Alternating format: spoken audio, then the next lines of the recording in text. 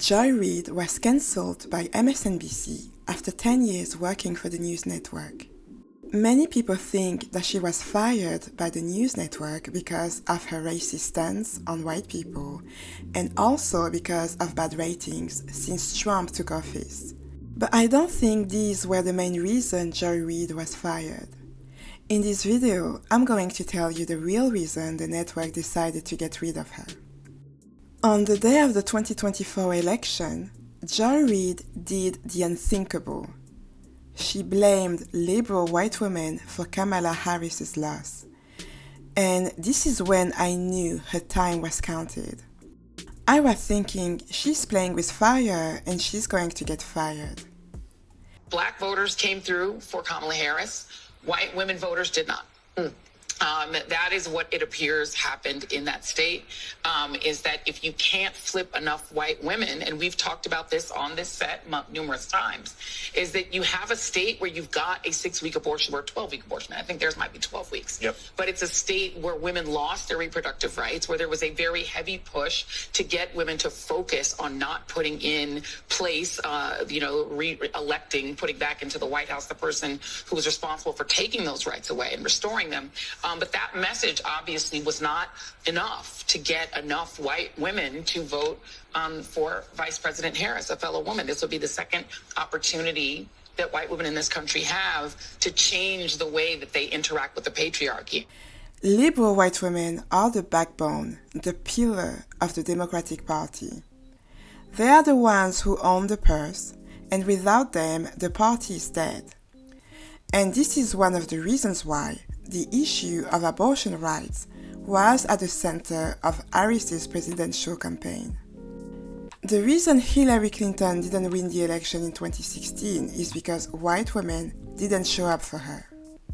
But still, the Obamas never blamed them for Hillary's defeat, but instead shifted the blame onto black people, and especially the Pookie men, for slouching on the couch instead of going out to vote.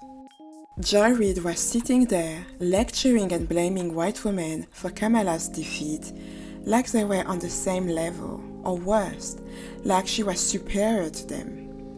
And it is a no-no in white liberal places. She forgot her place, and the moment Rebecca Cutler, a white liberal woman, became the head of MSNBC, she reminded Joy Reid who was in charge by firing her. You see, white liberals see themselves as superior to black people, and this is why they play saviors every chance they got. This is why they lecture black people on how to be black, because who better than a white person can help us navigate our black experience, right? And this is also why they love hearing about how racism and white supremacy affects black people to the point of suffering from mental health problems. This feeds their ego.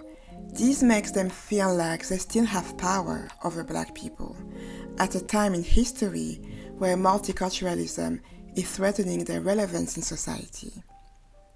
But if there is one thing you are not going to do as a black Democrat, is talking to white liberals like they were your equal, or worse, like you are superior to them. The Obamas knew not to do that, but Joy Reid, unfortunately, didn't get the memo, and now she's out. And it is clear to me that Joy Reid has the only black person in the room syndrome. 3 other black women were fired by the network before her. 2 anchors, Melissa Harris Perry, Tiffany Cross, and recently the CEO, Rashida Jones. But Joy Reid thought she was safe because she brings so much value. Unfortunately, Joy Reid didn't see the writing on the walls, because if she did, she would have realized that her name was on it. If in movies black people die first, in cable news black people get fired first. Thanks for watching.